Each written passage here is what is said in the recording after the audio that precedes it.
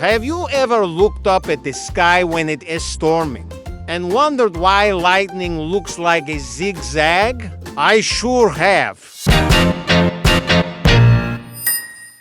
When I was a kid, I remember standing by the window watching the lightning bolts flash across the sky and wondering what makes them so curly. When you see a lightning strike, what you're actually seeing is electricity jumping from one place to another. Usually this happens between the ground and a cloud or inside of a cloud.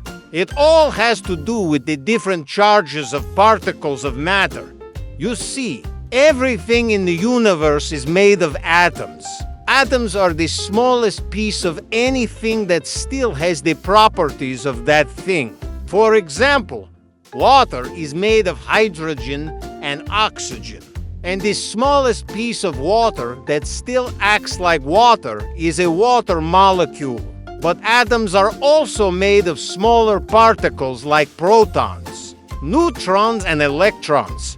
Protons have a positive charge, electrons have a negative charge, and neutrons have no charge. Now, normally, if there's an equal amount of positive and negative charges, that means the atom is neutral.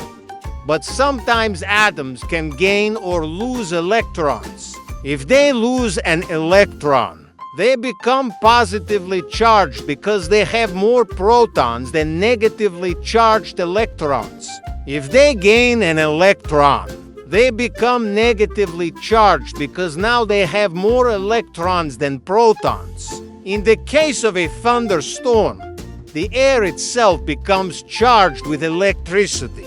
The top of the clouds become positively charged while the bottom of the clouds and the ground below them become negatively charged. When there's a big difference in electrical charge between two areas, like the ground and a cloud, electricity will jump from one to the other to try to make things equal. That's what lightning is, a giant spark that makes a path for electricity to travel along. But why does it travel in a zigzag path? Well, it has to do with the way electricity moves through the air. When the electricity jumps from the cloud to the ground, it encounters air molecules. Air molecules are mostly made of oxygen and nitrogen, which are neutral atoms. But as the electrons flow through the air, they collide with these molecules and knock off some of their electrons. This makes the air molecules positively charged, so the electricity keeps flowing. But once the electricity reaches the ground, it can't flow any further. So what happens is that all the positively charged air molecules that were lined up along the path of the lightning bolt, they all want to give their extra electrons back to the ground.